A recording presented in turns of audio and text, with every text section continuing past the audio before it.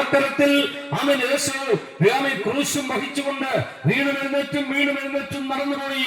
Bible പറയുന്നു അവൻ നമ്മുടെ അകൃത്യങ്ങൾ ദൈവം അവന്റെ മേൽ ചുമത്തി, നമ്മുടെ പാപം ദൈവം അവന്റെ മേൽ കണക്കിട്ടു, നമ്മുടെ രോഗം അടിപ്പിണരുകളാൽ സൗഖ്യം തരുവാൻ അത് അവന്റെ മേൽ ചുമന്നു.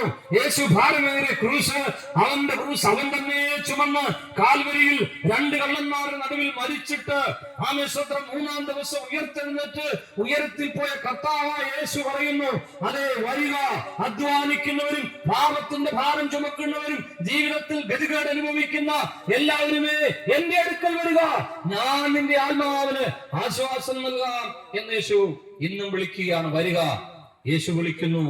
ഇപ്പോൾ അറിവില്ലായ്മയുടെ കാലങ്ങളെ ദൈവം ലക്ഷ്യമാക്കാതെ ഇപ്പോൾ എല്ലായിടത്തുമുള്ള എല്ലാവരും, ആറ്റൂർ ഗേറ്റ് പ്രദേശത്തുള്ളവരും മാനസാന്തരപ്പെട്ട് അനുഭവിച്ച് ജീവനുള്ള ദൈവത്തിലേക്ക് തിരിഞ്ഞുകൊള്ളുകയെന്ന് ദൈവം മനുഷ്യരോട് കൽപ്പിക്കുന്നു.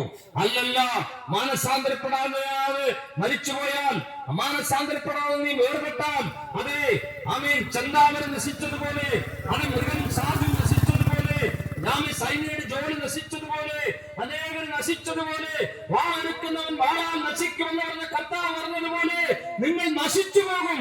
എന്നാൽ ദൈവത്തിന്റെ ആഗ്രഹം, യേശുവിന്റെ ആഗ്രഹം, ബൈബിളിന്റെ ആഗ്രഹം, ഞങ്ങളുടെ ആഗ്രഹം ആരും നശിച്ചു പോകാതെ, ആരും മുടിഞ്ഞു പോകാതെ എല്ലായിടത്തുമുള്ള എല്ലാവരും രക്ഷിക്കപ്പെടണം എന്ന് ഞങ്ങൾ ആഗ്രഹിക്കുന്നു.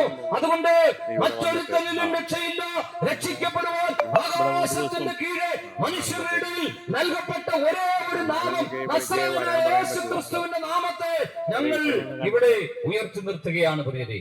ആകയാൽ നിങ്ങളുടെ പാപങ്ങൾ മാഞ്ഞു കിട്ടേണ്ടതിന്, നിങ്ങളുടെ കള്ളങ്ങളും കള്ളത്തരങ്ങളും മാഞ്ഞു കിട്ടേണ്ടതിന്, നിങ്ങളുടെ കൊടിയ പാപങ്ങൾ ക്ഷമിക്കപ്പെടേണ്ടതിന്, നിങ്ങളുടെ സ്വഭാവദോഷങ്ങൾ മാറ്റിക്കിട്ടേണ്ടതിന്, അനുദപിച്ച് മാനസാന്തരപ്പെട്ട് ജീവനുള്ള ദൈവത്തിലേക്ക് തിരിഞ്ഞാൽ ആമേൻ, കർത്താവിന്റെ സമൂഹത്തു നിന്ന് നിങ്ങൾക്ക് ആശ്വാസകാലങ്ങൾ ഉണ്ടാകും.